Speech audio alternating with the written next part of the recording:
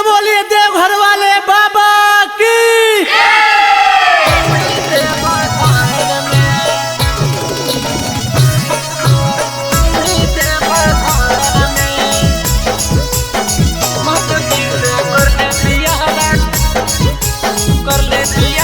माँ प्रतिमा recording studio Sheikhpura.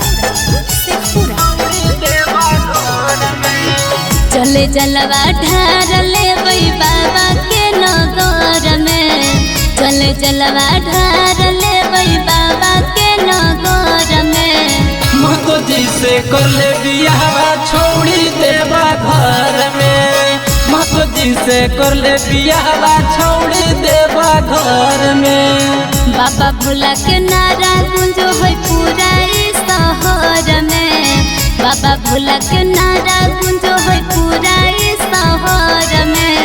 Mahato जी से कर ले बियाह छोड़ी देवा घर में, महतो जी से कर ले बियाह छोड़ी देवा घर में।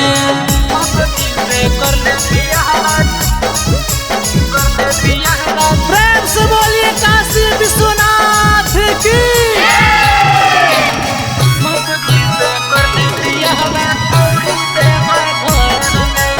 मिक्स बाय शैलेंद्र बाबू। सुल्तानगंज से छौड़ा चला बाबू के, एक साथ चलब छोड़ी नारा हम लगा के।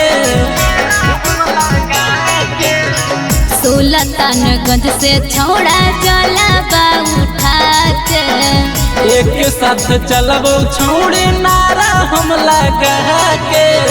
बोलब चलबई बोलबम दोनों पूरा डगर में, बोलब चलबई बोलबम दोनों पूरा डगर में। महतो जी से कर ले बियाह छोड़ी देवा घर में, महतो जी से कर ले बियाह छोड़ी देवा घर में।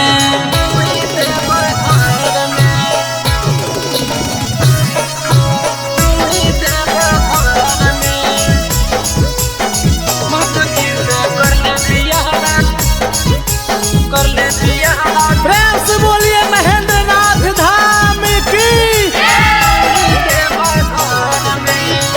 जलावा चढ़ा के सलेंदरा तोरे हमें मांगब, बन जमी जहिया हमर तबे तोरा मानब। जलावा चढ़ा के सुनुआ तोरे हमें मांगब, बन जमी जहिया हमर तबे तोरा मानब।